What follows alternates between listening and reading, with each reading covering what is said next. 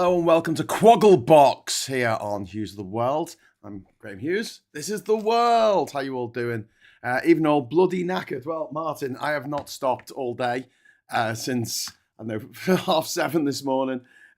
So yeah, I know how you feel, mate. So let's go and watch Question Time together, shall we? Just got to update the Question Time page because there is a live one going on now. Good, that's just come on. Okay, right. I can hear it. Decades. Okay, here we go. Tonight for this special programme, this week's audience reflects the wide range of political views and the way people vote across this particular constituency. Welcome to Question Time from Makerfield on the BBC News Channel. Makerfield. Claire and Makerfield. Sounds. Applause. Applaud or die. How are you doing out there? On the panel, the Mayor of Greater Manchester, Andy Burnham. If he wins this by-election, he's widely expected to challenge Keir Starmer for the Labour leadership. He says he's stepping forward to answer the deafening cry for change. Another man with high hopes of winning the seat is Kenyon of Reform UK, a self-employed plumber and former army reservist. He says it would be a massive honour to represent the area where he was born. The Conservative candidate is Michael Winstanley. He's the former mayor of Wigan and has served as a councillor here for 16 years. He wants to ease the tax burden on business and revive local high streets. Sarah Wakefield is standing for the Green Party. She is a councillor at Manchester City Council. She says the Greens want to bring hope and joy to the conversation about Makerfield's future. And Jake Austin represents the Liberal Democrats. He is a Stockport councillor and stood as a candidate to be mayor of Greater Manchester in 2024. He's calling for better public transport across the northwest and more affordable homes for young people. Well, better public transport. You know, I feel like that ship has already sailed because you look against Andy Burnham. Good evening. Welcome to our panellists. Welcome to our audience here in Makerfield. Very good to see you. And of course, welcome to you at home. This should be an interesting and possibly quite lively programme. If you want to join in the conversation on social media, which is always lively. No, we're just going to watch. Otherwise, we're just going to watch. And let's see how it goes. Let's kick off with our first question. We're going to watch and make comments.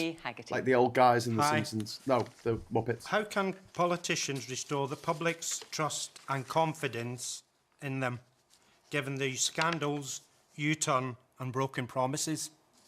All right, well, also I'm going to come to all of you on the panel. Make sure you get a fair shout. Andy, let's start with you. It's by changing the way we do politics. I can't give you any other answer, and I mean fundamental change. I was in Westminster, as you may remember. I did represent part of this constituency. It was in the old Lee constituency, Hindley Green, Bickershaw, Hindley was in. And I found that I went down there and I was speaking into Parliament, and in the end, it took me a long time to realise that the system just simply was not set up to support places like ours, and it treated us as the bottom of the list rather than the top of the list. And it's the point scoring, isn't it? You know, the kind of whole setup of Westminster. People go to point scoring before they go to problem solving. It's party first rather than place first and people collaborating. And it took me a long time to realise it, but I did realise it, and that's why I left in 2010. I just felt, 2017, I just felt I couldn't do my best for the Northwest and for this part of the world that I care about so much in that system. As Mayor of Greater Manchester, I pioneered a new politics. Place first, not party first. Long term, not short term. Problem solving, not point scoring. Pro-business, working with the community and voluntary sector, getting everybody together, unifying people behind a drive to make Greater Manchester what we all want it to be. And look at us, the fastest growing city region in the country. We've developed a new public transport system. You know, it's amazing what you can achieve B-Network. if you start to work like that. And actually, I felt my connection with people has improved. And what I would say is that approach, a more collaborative politics, a more, if you like, long-term approach to solving the country's problems needs to be taken from here, Greater Manchester, and taken down there. Fundamental change in Westminster to restore the public's trust. Now, when it comes to restoring the public's trust, we might as well address this head on because we had a lot of questions about it. In fact, the most questions about you personally were about this, which is that we are having this by-election This is not a usual by-election. Someone has stood down specifically so that you can stand, and should you win, have a go at getting inside the door of number 10. Let's make no bones about it. Now, a number of you, a lot of you asked, but let's hear from some of you who asked about exactly that. Yes. You just said then, if, as an MP for Lee, you couldn't make much change because of the party politics. So what are you actually going to do for the people of Makerfield himself you have to be hidden under a rock to think maybe you aren't going to go for the leadership against Keir. What changes are you going to make that Labour Party great again? I mean, I'm making no assumptions about this election. I'm not, because you all know it's tight. You know that. Because you speak to people in your communities. No, this is why you're running, Andy. Let's be clear about that. I'll answer the question. I mean, it's an important question. It's not a given, and I don't see it as such. I'm fighting hard because, to me, it is about trying to rebuild politics and make it work for people here. When I was in the cabinet, I had influence, and I used it for people here. I got the Lee Sports Village built. We got Bickershaw Marina. I got a young girl who'd been abducted and taken to Libya. I got her back with her mum in Hindley Green. I have always used my political influence for people here. Hillsborough was another example. I've never abandoned this place at all. On Sunday, it's the 25th anniversary of me being an elected Greater Manchester representative, but I know I can't do everything within the system as it currently is. Right. So all I can say to you is, I would take the fight to change politics and change this country as high as I could so that it worked for here. And it doesn't work for here right now. Look at the flooding problem. OK, Andy, let me bring in the rest of the panel. It's become the Andy Burnham show. I will come to you, Michael, but let me bring in the rest of the panel. So, Rob, let's the Andy Burnham show. How can politicians restore the public's trust? Just go back to Billy's question about restoring trust. I think a big move away from career politicians would certainly help, and having normal people. Small round of involved applause in politics. Andy touches on us being the fastest like growing economy. Does anybody in Makerfield feel that we've got the fastest growing economy? Or is it all just kept in Manchester? We keep giving our council tax. There's a bigger percentage every year being taken by Manchester. While Manchester thrives, we're struggling to survive in Wigan. We've been left behind, so my Makerfield's not normal actually people in Wigan. Politics, people who care about the place, people who live in the place, and people who want to stay here and not use it as a stepping stone for other things. So look, in the interest of fairness, I put to Andy the thing that so many of you said, which is basically, you're doing this election in order to try and get into number 10. The question asked most by the audience about you personally, Rob, was about comments you've made, in particular about women. Now, a number of you put that point. Are any of you, can I see from those of you who have said, yes, the woman... It's Southern Wigan, isn't it? Did you ask about that? Yes, let's hear what you've got to say. I'd rather have a career politician than a plumber who's a sexist. I want to give you a chance to answer that. I want to give you a big shout. Boom! So just for those of you may not all be aware of things that Rob said in the past, you described yourself as sexist. Allegedly. You're denying that was a tweet by you? Some of the things, not... OK. What a twat. You described yourself as a sexist. You have made offensive comments about women. You've admitted that. You've also said that abortion is the cowardly act of women murdering defenceless baby, and that women do it so they can shag anyone they want. That's your phrase, not mine. As I say, I'm raising it because lots of people in the audience is a car crash. I want to give you a chance. Oh dear. OK, I'll address those questions. So I won't accept that label. A lot of the things have been said 15 years ago. I hold my hands up. I've made mistakes and said. The one about abortion was just 2 to 3 years ago. I'm just addressing the first point where she said where I was given a label that I won't accept. I was brought up by a single parent. And my grandma, who was a widow, and an older sister. So I was brought up by women. I've got nothing but respect for women. I had a mum. I came out my mum. Dragged up from an old rugby forum. It's completely taken out of context. And taken out of context. I said things years ago that I wouldn't say now, and I definitely don't believe that on that point. Women are just like, no, shut up. And it's like I say, I've got nothing but respect for women.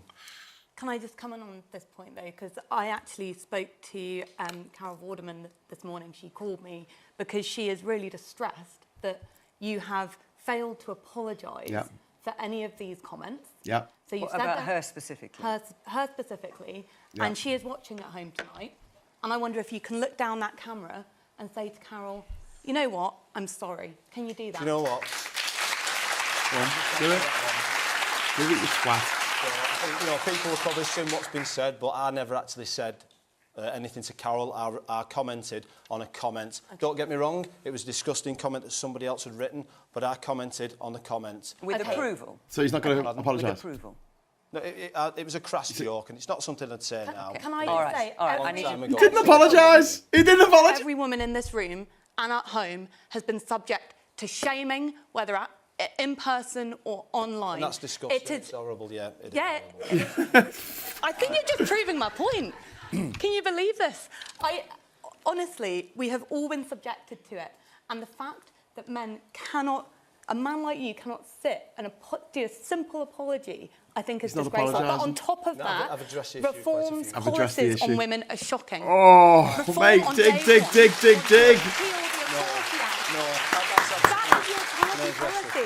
I can't believe, as a mum of a young daughter, I'm having to sit here in 2026 and make the case for me and my daughter to have the right for equal pay. No, Deform never apologised. This is what the Reform Party stand for. They are a party that has a problem with women and they need to sort it out. Well, this is not all about you, this program. I'll let you answer, of course, and then I must come around the rest of the panel. No problem. So we will replace the Equalities Act with the Workplace Fairness Act, and a lot of all those women's protections will carry over into the new Act. No women's hard-fought women's protections will suffer or be scrapped. Bullshit. Over, especially with maternity and pregnancy. Given that you can't apologise, I'm not sure I trust that. I'm going to bring in the rest of the panel because I must give you all a fair shout to answer this question. Michael, how can politicians restore the public's trust and confidence in them? I think the way that they can do that is by judging them on their actions. So when they say things, when they make promises, they this actually is a car crash. deliver them. This is not going to go that's down how we well. hold them to account. But that's a great bit about democracy, because actually you have got the right, every single one of you, to vote people out when they don't do what they have said to do. Now, just to come on to Andy's point about how we restore faith in politics, it's not that long ago, Andy, that you were telling everybody that this was the greatest job in the world and that you was going to see out your full term. But we're here, halfway through. It's less than 2 years since Josh was elected as my Member of Parliament here in Makerfield. And I'm actually quite disgusted, really, and sad that we're having this by-election foisted upon us. And you said about putting party first. You are putting your party first. No, he's not. Because, could I just end that one? Sure. Because actually, we will get rid of Keir Starmer, whichever politician is elected in this by-election. And actually, if you vote for me, it'll speed it up straight away. All right, crazy eyes. Fucking crazy eyes on that guy. Andy. Yeah, I mean, you've been in politics a long time. You and I know each other because we've worked together over a long period of time. You cannot control events in politics. I can't control what happened in Parliament. And let's not forget, in this borough, 25 council seats went away from the party. And you just can't ignore those things. The public here are saying quite loudly to all of us, we need something very different here than what's being served up. And you can't just say, oh, well, I don't hear that, I don't see it, and I'm just going to sort of sit where I am. I mean, that's just the reality of politics, Michael, and you have to sort of react to those things as they happen. It is, but what we're getting served up is more Labour Party. We need a radical change. Michael, let's not radical Conservatives for a minute. The question is about restoring trust, and it's quite clear the Conservatives have lost trust after a series of Prime Ministers. How on earth do you begin to restore trust in the audience here after the previous administration? 116 There's no MPs. two ways about it that we had a massive defeat in 2024. And part of that process now you're a bunch of cunts. Back, and this is what Kemi as leader has started to do. It's only about restoring trust. You've got to accept and own that we made mistakes, and that's what she has done. But now what we're doing is looking forward to make sure that we can oppose what this Labour government is doing to address the things like cost of living, but also setting out a plan about how we're going to deal with things like migration, cost of living, getting things moving again. And that's what I want to talk about at this by-election. I want to talk about the high streets, crime, antisocial behaviour and getting rid of congestion across Makerfield, because it's about electing your Member of Parliament. And as someone that lives here, I care about it and I want to deliver on that plan. All right. I'm going to come to you both as well to answer this question, but I'm just going to hear a little bit from the audience first. Deliver! With the glasses right at the very back. Hi, so I watch the programme all the time, every week. And oh, good. I'm glad to hear it. Thank you very much. And I just find that politicians can never answer even a question the AI straight. one. You ask them a question, you never get an answer. And it is so disappointing when Fiona asks you, will you stand, to challenge Keir Starmer, that you cannot say yes, that you will. We all know that you will, so why can't you just say it? I'll come back to you, Andy, on that. I will come back to you on that. Man here in pink. Let me come back to it. Yourself, you raised a really valid point about, as a community, we want a normal person, a real person stepping in and taking charge to make sure the people of our constituency can get ahead in life the best they can. And I would rather have a community made up of diversity, of women, of LGBT people, of young people, of people with disabilities, than someone like yourself who is sexist and has shown on more than one occasion an opposition to diversity, just as your party does. Woman here in the jacket. My question is, why, as Reform, it's close between both of you in the polls, and I want you to win. So what, you want Andy Burnham to win? I do. Right. I want, the sooner the better that Keir Starmer one guy in walks the into audience Downing like Street, the better for me That's and happening everybody anyway. else. We want him to go. Everybody wants him to go. We can't stand him, actually. But he's not for the people just say anyway. what you really think. Yeah. Well, yeah, because he's not for the people. He doesn't listen. That's his downfall. But my question is, Reform, having their manifesto, they're going to raise the tax threshold. Why is that not in your manifesto? Because if you put that in your manifesto, you'll walk this by-election easy. You're right, OK. You need to put that in your... If not for everybody, heard it here. for pensioners. Man at the front. Pensioners, go on, more money. It's been called because, basically, Keir Starmer is collateral damage because of the Epstein files. Because Mandelson was in the Epstein files. Keir Starmer knew what he'd done. He'd lied to Parliament. He lied to all the MPs. And that's why everybody in the country knew he'd lied. Right? He was on TV. It was all over when he was in Commons. Right, OK. All right, I mean, he obviously, Keir Starmer, clearly is not here to answer for himself. He may take it differently. Just so you're aware, I mean, Robbie, you could say this about stage, but in terms of raising the tax threshold, I think it was to £20,000, that was a reform policy. It's not currently a reform policy. It's an aim, isn't it, but not a current policy. Yeah, it was in 2024, but I mentioned you said pensioners are getting poorer. You know, just think about what happened with the, all right, with the winter fuel allowance. Let me bring the rest of the panel in, because you need to answer. You're going to be so much better than that. Jake, let's come to you. Let's answer the question, Billy's question. How can politicians restore the public's trust and confidence in them, given scandals, U-turns, broken promises? I think it comes back to so much of what has already been asked in this room tonight. So, to answer your question directly about why isn't there a manifesto in this, it's because this isn't a general election. This is an election for a potential future Prime Minister via the back door, and that's not the right way to be doing politics. Why? It's better than not an election at all. And just appointing someone. Let's let him answer. So Andy's not releasing a manifesto for this because he's not saying the quiet part out loud. And coming back to what somebody earlier said about... He's not running for the general election. All right, let's you're going to be on the panel in a minute.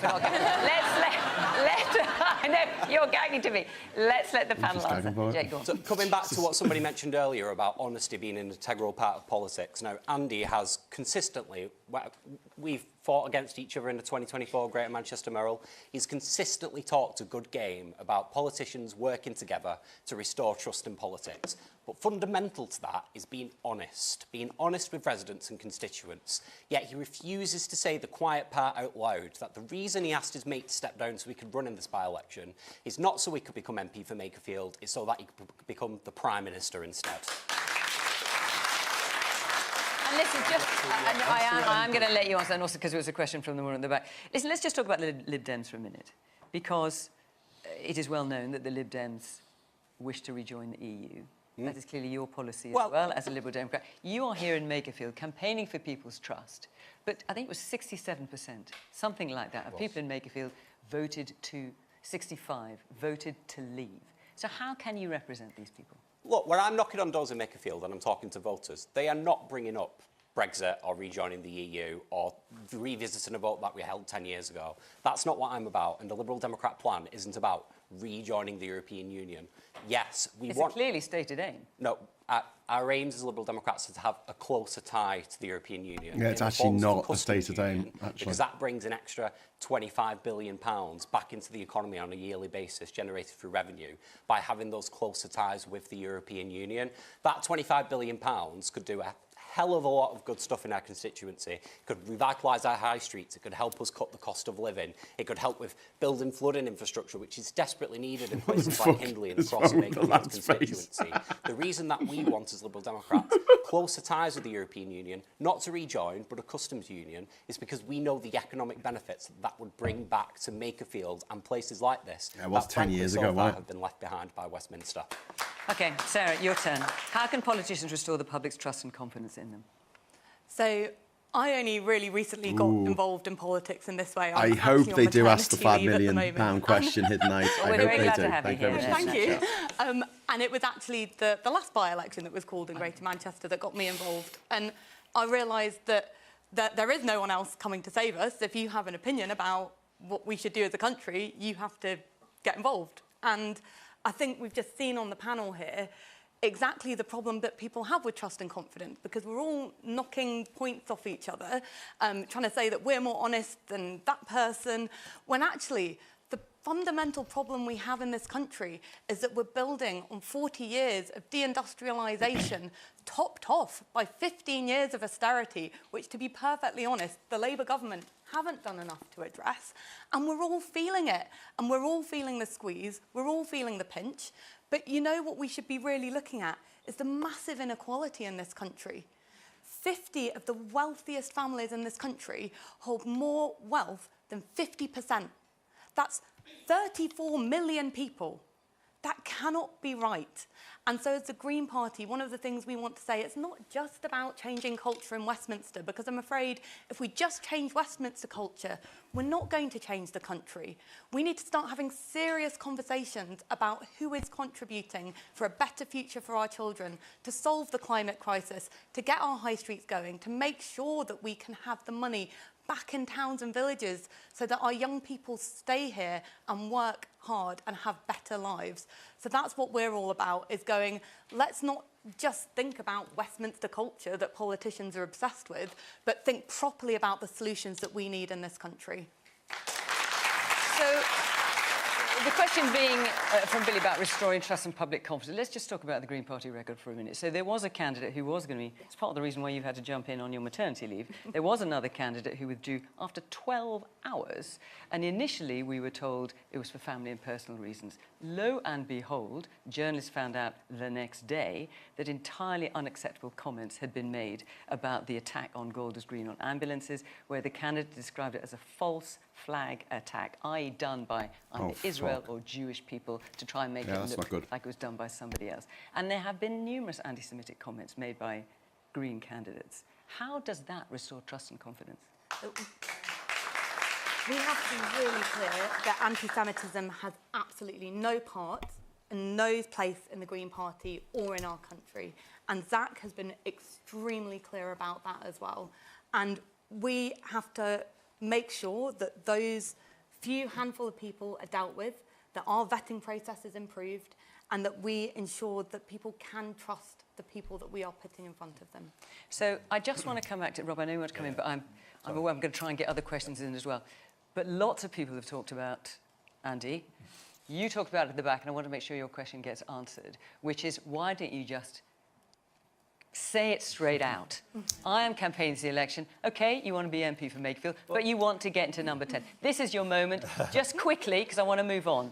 Well, come on, this is the time. I'm not somebody who gets ahead of myself. I can't do anything unless I'm lucky enough to get the support of people here. But if I get your support, I would seek to represent you at the highest possible level and give this constituency maximum power and influence. I think Wes Streeting seems to have launched a leadership contest. So if that is running, I would seek to join it, but I'd have to persuade members of the Parliamentary Labour Party to do the same. So good answer. Good answer. On the personal allowance, I've heard it on so many doorsteps, and I've said to my team, let's have a proper look at this and let's develop a policy. All right, I'm going to move on. But before I do, I just want to say that, of course, there are other candidates. You've heard from 5 candidates on this panel. There are 14 candidates in total, and there is a full list of them. Come on, Camp Binface. Where's Camp Binface? Did I just miss Camp Binface? Let's take another question. After what we've just talked about now, this was the most commonly asked question, so we're going to tackle it. Kath Rishton, where Camp Binface. Camp Binface. In the light of the horrific news regarding the murder of Henry Novak, are we now in a 2-tier policing policy? No, we're not. So I'm sure none of you need telling, but 18-year-old Henry Novak was murdered by Vikram Digwa in December last year in Southampton. The police turned up on the scene. They mistakenly believed that there is, just not against white people. And not Vikram Digwa, and they handcuffed him as he lay dying on the ground. And it has caused outrage universally, I would say, across this country. A number of Andy is getting a good politicians, reception. Reform and Conservatives in particular, have said it is an example of 2-tier policing. Michael, is it? The first thing I wanted to say was, having watched that footage, it was just heartbreaking and appalling that Henry's last words on earth were, you know, I can't breathe, and he was actually under arrest. It was absolutely appalling. But I think we need to make sure that we have calm heads in this as we debate this. It's really important that we respect the wishes of the family who've behaved exemplary as they've approached this, and obviously our sympathies are with them. And what we need to do is to make sure that anger can't tear our communities apart, but we need to make sure that the police are operating without fear or favour. That was always the watchword of the police, and we need to make sure we get to that again. We need to make sure this independent inquiry concludes as quickly as possible, and then any of those recommendations are put in swiftly. Andy, you're right. I've heard too if you're a many very times, rich man, the lessons have been learned. inciting a riot, it's okay. Do this again. This has got to be the moment for change. We cannot have this again, and that's what every single politician should be working towards. Rob. Yep. Yeah, great point, Michael. And it was absolutely horrendous to, if anyone's seen the body cam footage, it's heartbreaking to see that. It's totally, you know, disgraceful what's going on up and down in the country. It's not going on up and down. It was a one-off. You know, with the knife crime that's affecting the country, you know, violence is never the answer. You know, like Michael said, the wishes of the parents need. When you're in the army, need to be kept, and we need to, not gather, and violence is never the answer, like we seen the other night in Southampton.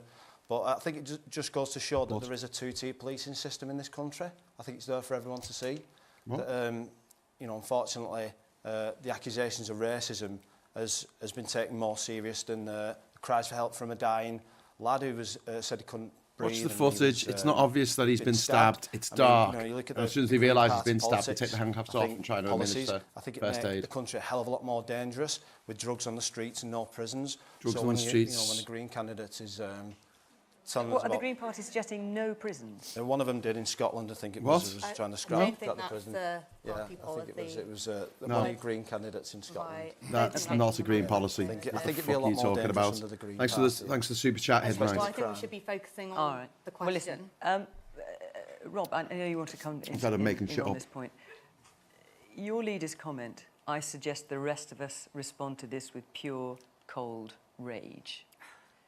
I mean, with that one... Do you support that comment? I think... Would you have said it? What I would say is, anyone who's watched that... God, he's so been coached. Watched the video of the body cam from the police officer. If anyone's got sons, relatives who are, teenagers, going out and about on the town, Watch that body cam footage and tell me that you don't feel rage, because that could be any one of your sons and daughters in the streets, unless we get a grip on this two-tier policing that we've witnessed over the last couple of years. What the fuck are you on about? Okay. Let's hear some people in the audience. It's a man there with a sort of colourful shirt and glasses, yeah. Surely policing should be done on the law of the land, not on religion or race. Okay. Man there with the glasses. It's not. If I'm anything, a doctor in the NHS. minorities are picked on by the I police. volunteer for a charity called Street Doctors, where we work with young people all across the country, including in schools in this constituency, including in Hindley Prison. And we train young people in, you know, how to save a life if someone's been stabbed and things like that. Hi, Freckle Puny. So I've seen firsthand the impacts that violence has, both in our schools, in our prisons and in our hospitals. What would you do to reduce violence in the first place and prevent young people from being victims and perpetrators of violence? I'll make a video telling people to get really angry and go out and attack the police. In the spotty top. And injure a police dog. I'd just like to ask, in terms of Nigel Farage not condemning the violence that went on the other evening, would Rob care to condemn it this evening? Okay, let me just briefly allow you to do that if you want to. You're being asked, do you want to condemn the violence that took place in Southampton? 100% condemn the violence. Violence is not the answer to this. What we need to do is make sure we do it politically, and we reforms policies to get 30,000 extra police officers on the street, and ban knives, regardless of religious background. That we ban knives completely. Did you mind if I bring other people? Forgive me, just because so many people got their hands up. Yes, the woman there with the glasses in the green and white top. Yeah. I think people should be enraged with what's happened. But Andrew Dixon, thank you. That's really kind of you. Crime. More in what policies led to that behaviour. And what have you got in mind? Well, the police, for a start off, the training of the new police. Members. Cool. Hilgar was a member, yay! Underlying training of overlooking welcome. much DEI going on. Welcome new members. By which you mean diversity, inclusion. That's not a thing in this country. Policing and justice should be done no matter who you are, what are you talking about? How you look, we don't have DEI in this country. It's not a thing.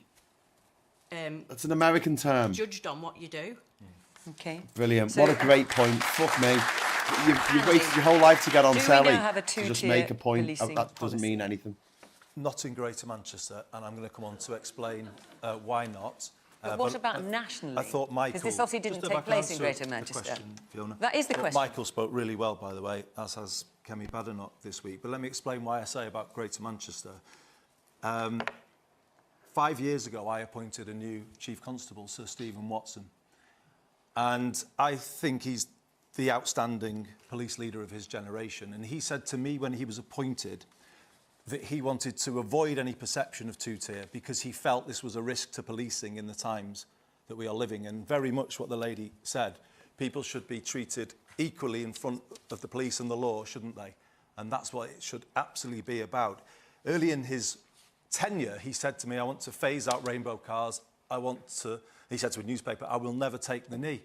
And there was a backlash, but I supported him because I knew what he was trying to do. He was trying to make sure the police were seen as neutral, serving all communities. And therefore, I backed him. But then he went on to do what he said he would do, like politicians don't do sometimes, Michael. He said he would double the number of arrests. He has done. Yeah, he said he would detect more crime. Thank you very much, Sidney. He said he would get crime down. It is down in Greater Manchester. Knife crime is down in Greater Manchester. And then the interesting thing is confidence. I'm not saying they're perfect, but confidence in Greater Manchester Police is rising in all communities, actually, including the black community. And I think there is something here that needs to be applied nationally in terms of stepping back from this possibility that the police could be seen. Andrew Dixon, thank you so much. A mega chat. Woo! Thank you. Thank you. That was issued. Andrew, you rock, mate. Thank you. Wow. Right. So Mark Novak said in his speech, and I've watched it all a couple of times, that there needs to be a common sense approach to law and order. And that is what we have done in Greater Manchester Police. But he also said that there shouldn't be tension and division. I'm Mayor of Greater Manchester, I know my words have consequences. All politicians do. If you give a preordained statement at 8 o'clock in the morning, believe me, you are well aware of what you say and what might happen later in that day. Those consequences were seen on the streets of Southampton, and the ringleaders of that violence used exactly the same words as the leader of the Reform Party when they were orchestrating that violence. And this is a big question that comes to the heart of this by-election. Honestly, do we want to carry on as Britain down this path towards a politics like the United States of America, where if people vote different ways, they won't talk to each other and they won't have any relationship with each other? Or do we want to be true to Britain and still live in a country where we work to find common ground, we work to come together and work to tackle issues like difficult issues like this together? I know what I believe in, and I believe in the latter, and that is what I am standing for in this by-election. But make no mistake, we cannot carry on just thinking that things aren't changing and it's all okay. It isn't okay. We must pull back from this type of politics, this poison dripping into our streets. Rob, to be fair, is right. The answer to violence can never be violence against the police, but that's what we saw on Tuesday night. And this is a moment for the country to step back from that and start finding common ground again. Do you know what? So much better than Starmer. I'm sorry, but like he is just blowing Starmer out the water here as the next leader. If everyone's being treated fairly and equally, would you support a ban on people carrying knives for religious reasons? I didn't know people were allowed to until the other day. Well, I think there's a case to look at that again. There was an exemption, wasn't there, for the Sikh religion, because it is a very important part of their faith. But in a world where, you know, we do have serious challenges with knife crime, I think it needs to be looked at, although it needs a very careful debate, is what I would say. Man there in the t-shirt, yeah. So Robert, you said you're getting 30,000 more police officers on the streets. Where are you getting these 30,000 people from? Look at the situations you're putting them in. Who's going to train them up? How long is it going to take to get them trained through, vetted on the streets? These will be people in the community at the minute, possibly looking to go into the police. 30,000, I think it's quite a lot. I think it'll take far too long to get them all through on the streets, and I don't think anyone will put the hand up to go and be a police officer anymore. Okay. So, briefly, yeah, just to answer that, that'll be over the term of the Parliament. So if we were elected in the next general election over the next, get rid of the Equalities Act, that'll be the target, and then hire 30,000 police officers. A problem for whoever the who will all be white. I want to focus on Makerfield. You know what I mean? I want to focus on Makerfield, not national politics, like where we're going to get 30,000 people. People in the audience have got, I don't know, 20-year-olds now. They're growing up. They're looking for education. They're looking for employment. Would you be happy to send someone like that into the police at this stage of the country at the minute? Well, I think ex-military, you know, when they come out of the military, would be absolutely perfect to be joining the police.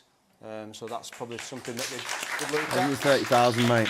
Okay. Our army's not very that big anymore. In Greater Manchester are up, dickhead. Just so you know, we have recruited a lot more police. They're back all right, Andy. 2010. You know, let me let the rest of the panel in. I know obviously you want to speak. Jake, do we now have a two-tier policing policy? I just want to touch on some of the points that have been raised here, including that one. And one of the reasons that police have been under so much strain for so many years because of successive cuts to police forces across the country, including local police forces and community police forces.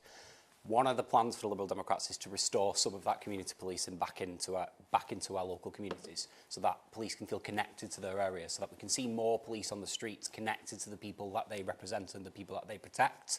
Because trust in the policing system is just as important as restoring the finances back into the policing sneering system. And giggling at the working class. That's what I see from a Liberal Democrat plan. Who's sneering at the? Already been made. Who's sneering at the working class? The only person sneering at the working class really, is really well Richard Tice and Nigel Farage, both very, very posh rich boys. They're the ones who sneer and laugh behind everyone's back while they feather their nests with money from billionaires living in Thailand. Regardless of our political differences. Why think they're living in Thailand, mate? Figure out what's going on and solve the problem.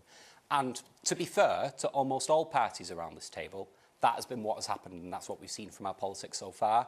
Unfortunately, for one party around this table, with Nigel Farage, we haven't. We've seen instead an opportunity, as he always takes, to drive more fear and division within our communities and politicise the fear and division party. The parents of Henry specifically asked for that not to happen, and I think that is absolutely... Well, Mr. Six, there's only 73,000 fucking soldiers. What, a half of the army going to fucking leave in the next Parliament? Jesus I Christ. completely agree with Just making up numbers, pulling numbers out their arse. Said about this being an absolutely unbelievable tragedy, and I think when it comes to the cast question about two-tier policing, we have to be really careful. And I agree with you on that one. Have lots of problems over the last few years. We still haven't seen the results of what's happened with the Sarah Everard inquiry. We know that if you're black, you're 2 times more likely to be arrested, 4 times more likely to be stopped and searched.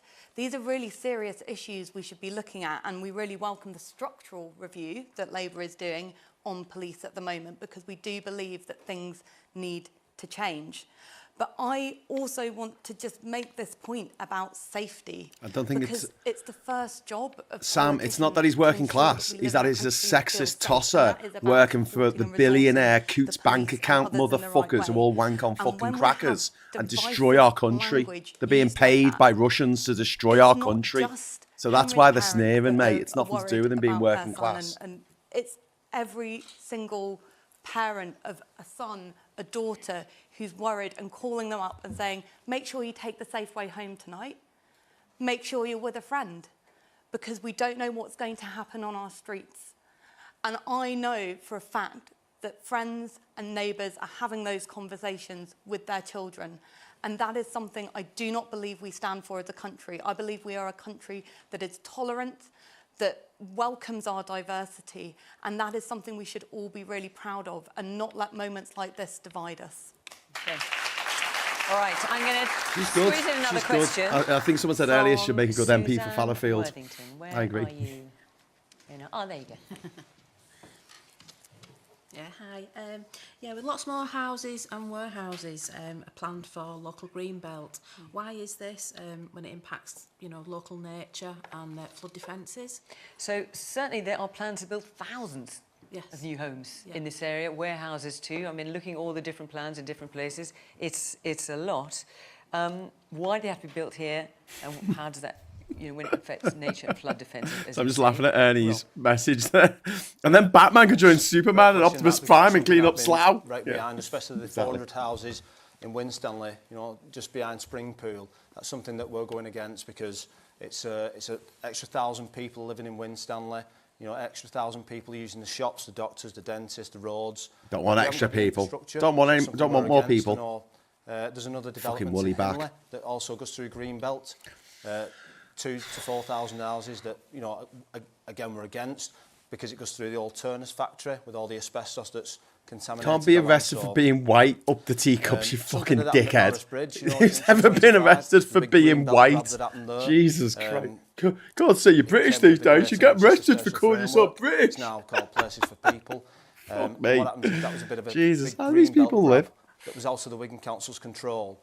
Worst PM, coughs, Liz Truss, Boris Johnson gave £500 million to his fucking mates campaigned about for PPE that didn't fucking work. Farming land has been, sheep on there for donkey's years near the Sainsbury's. People are getting arrested for being white. Cemetery developments. It's going to be big, massive warehouses, and like I say, it's something I'm passionately against. I'm passionately for saving. I'll take things that have never happened for 10, please, Al. So, he's passionately against building houses, by the way. This is a topic we deal with a lot on Question Time. Passionately against building houses. There's lots of questions about it. And I have to say, generally when we have MPs on the panel, every one of them has protested against building in their area, but is very keen for it to happen elsewhere. So look, Rob, I'm going to ask you, you're against that particular planning development. Do you agree that there is a housing shortage? And if so, how do we tackle it without building on some greenbelt land and offending people who don't want it in, to use a phrase, in their backyard? Well, I think we all know that immigration and house building hasn't kept up. So immigration puts a big strain, especially on housing, because if you get an extra 10 million people coming into the country in a short period of time, you're going to have the demand caused by your fella's Brexit, mate. Caused by the Brexit that you said was shite. Rental prices go Change up. your tune on that, haven't you? Goes up, house prices go up. People can't buy a house. I remember what I wrote 10 Just years getting ago on the property social ladder at the media. start. So for me, immigration plays a massive part in the demand for new houses. But sure, the people are already here, and you're not suggesting chucking them all out, all 10 million. So how do you plan to? What do you think the answer? Well, what we do is building on brownfield sites, prioritising brownfield sites first and foremost, because like I say, once the green belt's gone, it's gone. People build on green belt because it's cheaper, because you don't need to do any studies of what was there previously. Nothing's been there. It's virgin territory. So no, you've got to do lots of studies. There's a load of fucking mines out here in Durham, mate. You fucking build on them and you've got fucking house collapses. You'll know about it, dickhead. So this is always a really interesting discussion to have, because it feels like whenever we discuss housing and green belt issues, us as politicians, and I'm sure people in the immigration is supplying the doctors and nurses and the care professionals that we need to keep people alive in this country. They don't give a fuck about that. They just want to kill everyone. Divide and kill. That's all RefUK want to do. That is not how this is. Like, this is a much more nuanced argument that we need to have about how we solve our housing crisis, because absolutely there is a housing crisis. Me and my husband are in a lucky position where we did a few years ago manage to buy our first house, but we had to work damn hard to be able to make sure we did. And I know that for future generations, people in 5-10 years, even now, that is a massive struggle, and it's practically unobtainable for them. So yes, we need to build houses. Yes, we should be prioritising brownfield first, but we also need to have an honest conversation with people. Goes back to what somebody was mentioning earlier about honesty and answering the question properly. Sometimes that is going to require occasional development on a greenbelt site, because we do need housing for it. But it's got to be balanced. We can't just concrete all over. We are blessed in Makerfield and across Greater Manchester with many wonderful greenbelt sites. We need to protect as many of them as possible. But some of them, we are going to have to potentially use some of them for development to make sure that our children and the people of the future are going to be able to afford to buy a home. No one clap that. You mentioned the 400 houses on Springpool. I actually live on Springpool. Kingswood Homes, who are doing the development, speak of affordable housing. However, that housing is from a private company. It will not be affordable. What we actually need is more council housing. More council housing. As affordable homes. Obviously, Andy spoke about regenerating the town centre as he did in Stockport, and I think that's a really great idea, because at the end of the day, it's not necessarily affordable housing is just exploiting an existing Labour scheme in order to make more money. It's not actually for the people. Affordable housing isn't for the people. We need council housing. Thatcher sold off a lot of the council housing, and we need that back, really. But where do we put it is the issue. Still hate Thatcher. That's a great point. Put it in the town centre, you'll regenerate the town centre, especially something that Wigan needs. Man at the very back in the check shirt. Yes, you at the very back. How can politicians that are yes in my backyard about building houses, how can they be like that when in Makerfield, Ashton Town Centre, you will see that there's a big traffic problem. It's quite difficult. How can we build these houses but have sustainable traffic, make it easy to get around places? Right, so you're saying if you build in the town centre, it'll make it more difficult. That's what you're saying. You're saying if you build in the town centres, it will make it more difficult. Is that what you're saying? Yeah, it's already quite bad, the traffic around Ashton Town Centre. Let's hear from the woman in front of you in the glasses. Rob, what worries me is that we've heard a few times now that people say we'll build on brownfield sites, but your boss, Nigel Farage, took a £5 million payment from basically a crypto billionaire. Lots and lots of, suddenly he's a reformer, a party for cryptocurrency. How are we to trust that you and your party wouldn't sell this off to the highest bidder when you have got a leader who runs your party who will say up the IRA for £80? I think it's shameful. I had no idea if he said up the IRA for £80. I don't know if you do. Rob, did. I must let me. He did. Apparently he did. Let me just give you a chance to answer. He did. Yeah. So he with did. regards to that's what crazy quick. What would you do for £5 million, you twat? God, I hate these fuckers. 5 million fucking spondoolies. With regard to green cryptocurrency, so Russia can spend money on killing Europeans, on killing white people, trolls, killing white people here in Europe, getting people from Asia and Africa to come to Europe to kill us. That's what Nigel Farage facilitates. Is to protect green with his mate fucking Putin. where DB Symmetry, building houses at Marris Bridge, that's got me into politics first and foremost, to throw me hat in the ring. So that's I hate houses. On protecting Greenbelt. All right, protecting the Greenbelt, like you give a fuck. Hell of a lot of time left. So keep the house prices high, eh? Yeah, no, you will get to answer, but just perhaps not. Fiona Bruce looks shocked. Yeah, she did. She's not heard about that because she's not on top of a fucking brief. Right, because I live in Ashton. She just reads the fucking auto cue. But she went to private school, so she gets this kind of gig. Years and years and years that we've had development after development after development, but yet no infrastructure to go with that. And we need to make sure that we put the infrastructure in first before we have the development. So if we don't have the infrastructure, it's roads that get clogged up, it's the drainage system, it's doctor's appointments, it's schools places, it's all those things. And our infrastructure is the same as it was. We just got the £5 million question we did here tonight, and that means I can press this button. I hope it's going to work. We need to prioritise Brainfield sites first. One second. The other thing was do you believe, as Jake does, that there will have to be some building on Greenbelt? But that should be the last. Well said, lady. It's confetti time, says Richard. Yes, just give me one second. I want to make sure that we protect it at all costs. Places for everyone. When I was a councillor, we didn't even get a vote on that. That was decided at cabinet level. You might need to explain places for everyone, though. So this was the spatial strategy that came from the combined authority that was signed off by all 10 districts, and they had to agree across the 10 districts, and there was horse trading on where different parts would go. 3, 2, 1, confetti! Yay! Woo! Yes, thank you. Thank you, Hidden Knight. Thank you, Richard. And of course, thank you, Andrew Dixon, for the incredible mega chat there. Thank you so much. Of course, we want to protect as much of our Greenbelt as possible. Thank you. This area is incredibly beautiful. It's absolutely amazing. And what we need is the right houses at the right price in the right place, which is simply not what developers are being incentivised to do at the moment, because they are being incentivised to build, build, build, build. So we agree we need more council houses, 150,000 more council houses, end right to buy, make sure that councils can keep those homes where they need to be. You want to end right to buy completely? That's in our manifesto. Great aspiration for people. Well done.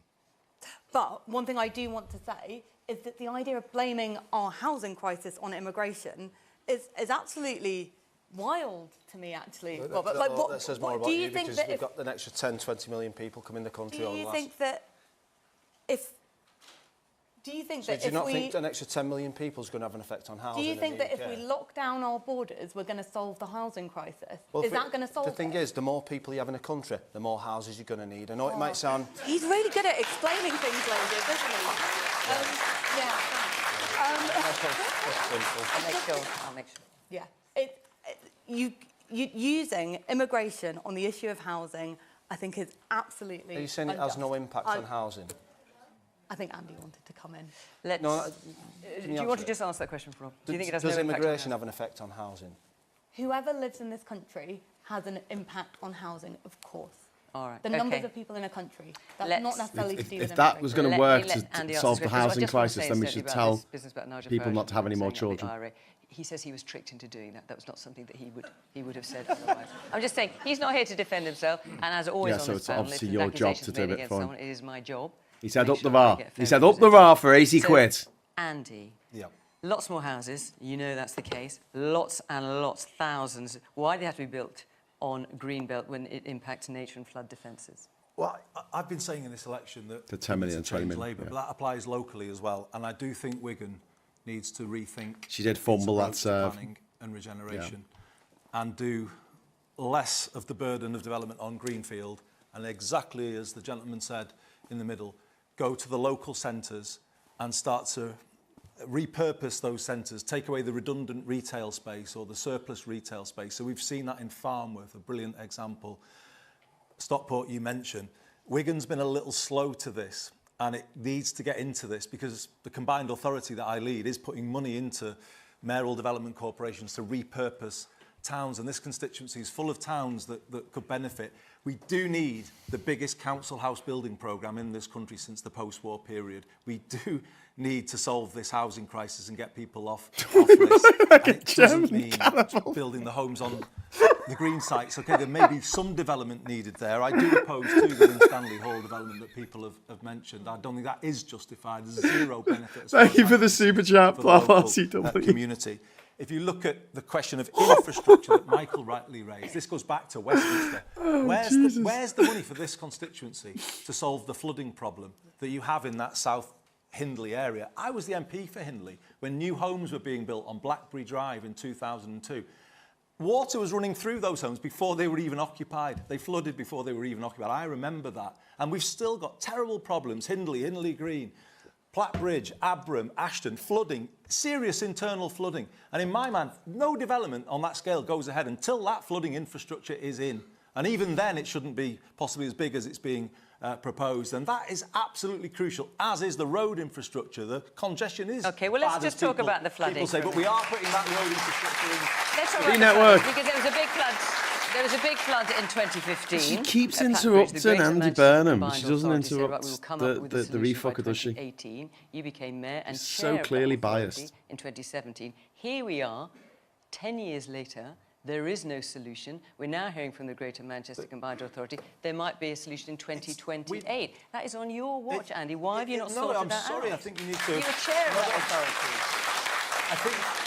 I think your researchers need to do a bit better job on this one. The Environment Agency holds the money for flooding infrastructure. United Utilities Sure, I get that. But the authority said a solution would be presented, and they haven't. Bills up here by 23% last year, and they've got £800 million in profits at the same time. Where is the flooding infrastructure for this constituency? It's not the Greater Manchester Combined Authority that has the money to deal with that. Well, then why did why did the Greater Manchester Combined Authority say a solution would be found by 2018? If it's nothing to do with them, why did they make that pledge? That was before my time. I don't know who said that. Well, you've been mayor and chair of that for many years, and there is no solution. I have chaired a group looking at the Plattbridge floods since those floods, and I've made the point to the authorities, how can this constituency have flooded seriously on Boxing Day in 2015, and then again on New Year's Eve, New Year's Day 2025. I remember David Cameron and his wellies in the home counties when they flooded saying, money will be no object. We will spend whatever it needs. Why does someone like that never come up here and say that to people in Abram? So my home was flooded in 2002. I didn't see Tony Blair coming saying anything at all. At least David Cameron was there. I've got a couple He was just. That was the point he was making. Okay. That's the point he was making. He was making that point. I've got a couple of minutes left. I can't promise your questions get answered, but let's just hear what we've got to say in that 2 minutes. Yes, the woman there in the glasses. Yes, you. So I keep laughing at blah blah CW's comments. If there's any cold rage that should happen, it should be directed towards the politicians that are trying to sow the seeds of the ones that are trying to sow the seeds of division between us. Because we're basically being manipulated by billionaires at this point to target the most vulnerable members of our community. Yeah. And it shouldn't be like that. Yeah, she's right. Man, a little bit further along, yes. So Rob said that controlling immigration would tackle the housing crisis, but how does he plan on funding and tackling immigration? Do you want to answer that? You've only got about a minute, Rob. I'm not sure that's fair, but do you want to give it a go? A minute to answer that question. It's a tough question. It's a complex one as well, but that would be for the Home Secretary to sort. You're asking me how I would fund it. You know, the Yusuf has worked on... So just repeat it again. How are you planning on tackling and funding immigration? Well, the thing is, we stopped the boats, first and foremost. We stopped 1,000 people coming in here. How do you stop the boats from Makerfield? Are the boats coming into Makerfield on the road to Wigan fucking Pier, you dickhead? In every ward for a good few months now. HMOs comes up time and time again. Those houses are driving. HMOs are driving up the cost of rent. So there's fewer houses for people to rent in this area because out of town developments are buying pubs, big houses, turning them into HMOs and renting them out to big companies to house illegal immigrants. That's a fact. That's not what happens, you fucking idiot. Oh, my God. Look at all of you with your hands up, but we are out of time. I am so sorry. Yes, look at you. That was going to be your chance. I'm so sorry. I know, you're keen as mustard. We are out of time. We have an hour and we filled it. I just want to say thank you very much to the panel. All these bloody immigrants turning up on small boats to Wigan Pier. I think an important one. Thank you, of course, to all of you for coming along and putting your points, and I can only apologise I couldn't fit more of you in. I just want to say, again, of course, we've got 5 candidates here. There are 14 candidates in this election, and the details of those candidates are on the screen now. But for now, I just want to say thank you to you, Thank you to all of you for coming on this evening and putting your points with such passion and such articulacy. And of course, thank you to you at home for watching. Question time is coming off air for the World Cup. Yes, indeed, for you footy fans. But we will be good, says Andy. What is that, Andy? Anyway, but we will be back in September, ready to start again. Good, so fuck off. Thank you, everybody. Good, fuck off, says Andy. Question time. Bye-bye. Bye-bye. Sorry. Okay, well, first impressions. I think Andy Burnham did really well there. And I think that the RefUK fucker, especially on the questions about sexism, he didn't look down the camera and say sorry to Carol Vorderman. Yeah, I think Andy won that hands down. Absolutely. He came across really, really well. But a lot better than Starmer would in the same setup. Like, this is the thing with Starmer. Like, there's a level of sincerity that just isn't there with Starmer. Might not be his fault. It's just the way he is, just his personality, whatever. But he comes across as someone that you can't really negotiate with. Do you know what I mean? He just seems like a brick wall. And the way he delivers, but I'll tell you what, the last week on PMQs yesterday, he was a lot more relaxed. I think it's like, fucker, he knows he's on his way out, so he's just having a good time.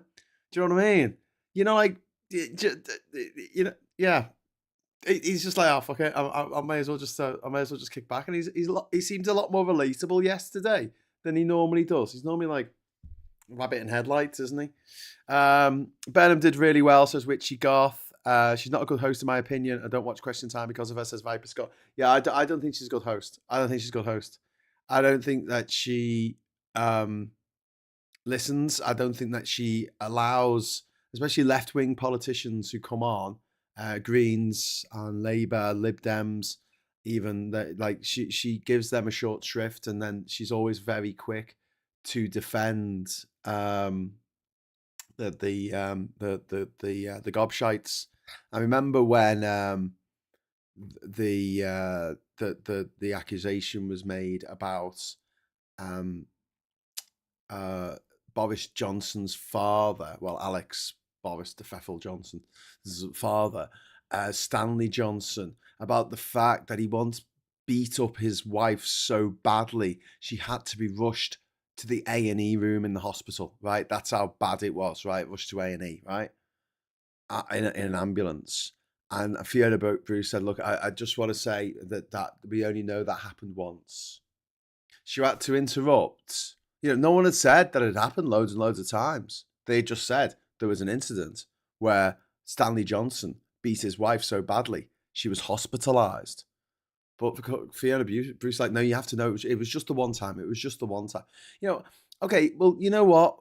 I did murder that person, but it was just the one time. It was just a little murder. It was just a little wee murder. It wasn't a proper murder. I mean, it was a long time ago. Surely there's a law against, dooming people years after they committed for murder. I don't know. That thing where she immediately jumped to Farage's defence and then came back again to try and excuse it for him was disgraceful. She would never do any of that for Starmer, says Graham. Yeah, you're right. Greens really crashed and burnt there. Silver lining, less vote splitting. This time on the left, says Tinganator. Yeah, I don't think she did very well, especially when he said, if someone says to you, but immigrants use more house, you say, well, you're going to have to tell people to stop having children then because our population is decreasing. And people coming from other countries are not particularly adding to the population, not to the tune that he was talking about of 10 million, 20 million people. That's just absolute bullshit. He just pulled those numbers out of his arse.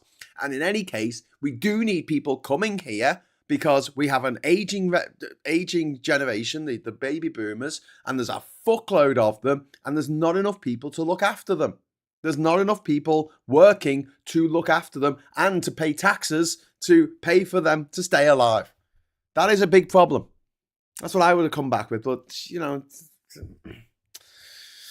yeah, Fiona Bruce isn't really suitable for the job and is totally biased, says Ryan. Yeah, she didn't show herself in glory there at all. Are they just showing it again on the? Is this like a loop on the BBC? I didn't put this on. This was put on BBC News. I don't know why this is. Okay, they're just showing a bit of a clip from it, I think. The Green Lady probably wasn't very good. She's probably lovely, but she didn't seem very confident or authoritative.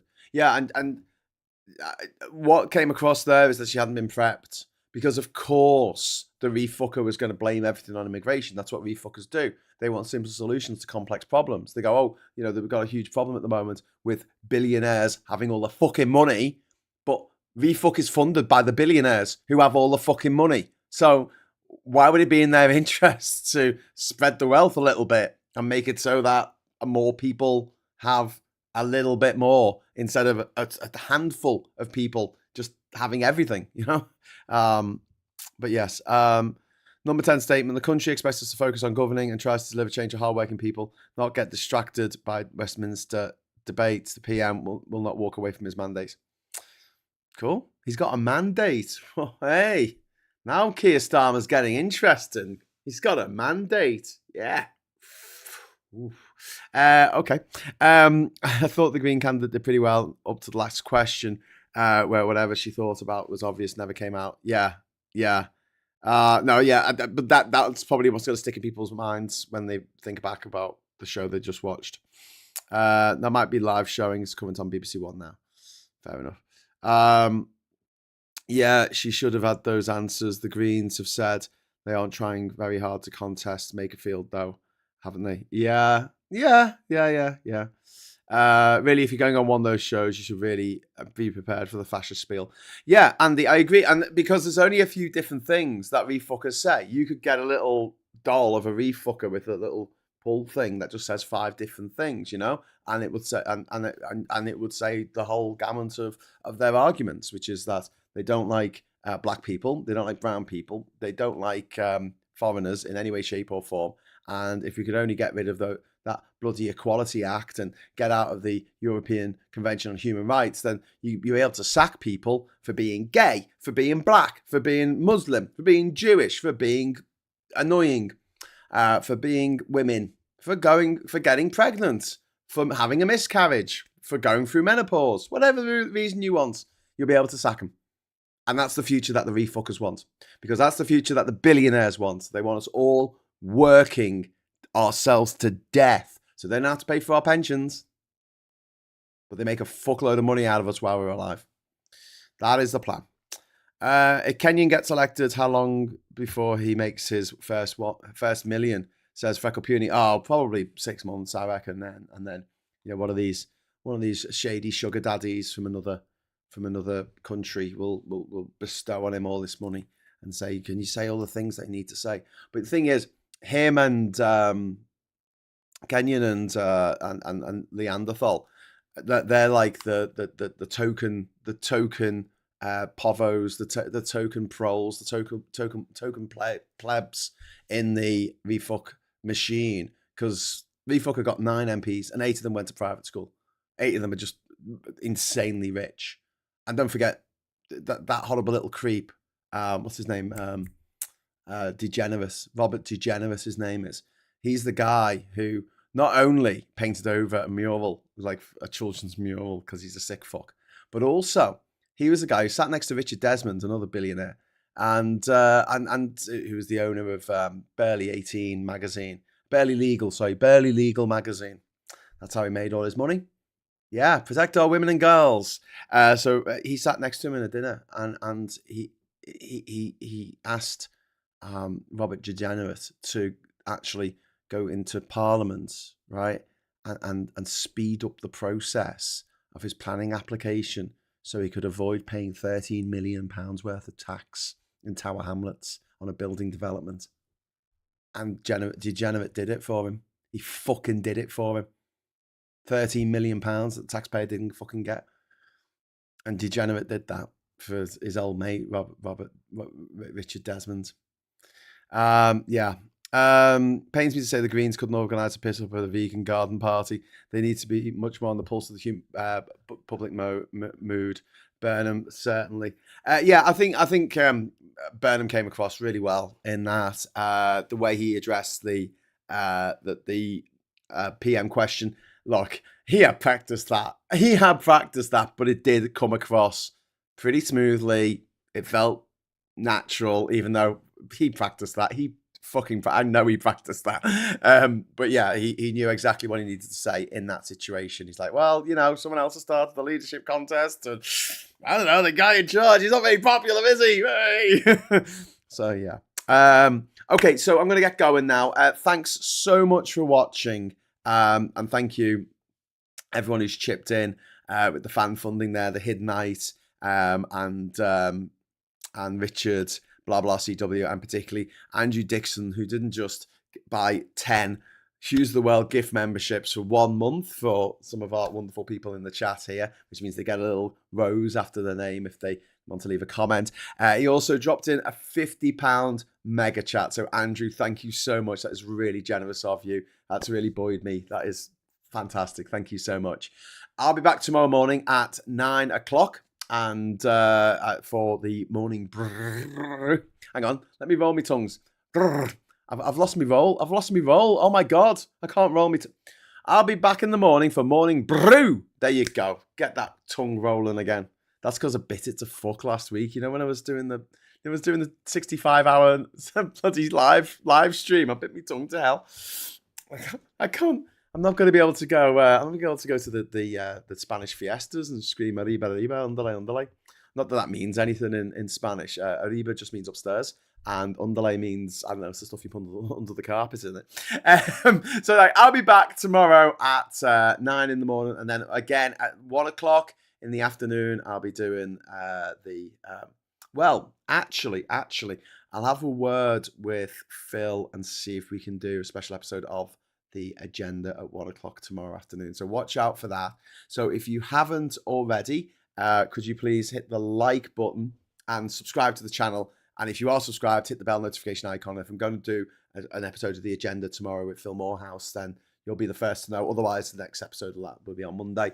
But either way, I'll do that, or I'll do Graham Hughes Right Some Wrong. So you'll get your fill of me. We were talking about the pharaohs this afternoon when I was writing. I got my Chronicle of the Pharaohs book out, and my Ancient Egypt, the Great Discoveries, and my Herodotus, my Snakes with Wings and Gold Digging Ants travels around Egypt in 415 BC. Okay, so yeah, I'll see you then, and thank you very much for watching, and take care of yourself. Don't forget to give a like on the way out, and until we meet again, I'll say hello, good evening, welcome, and goodbye.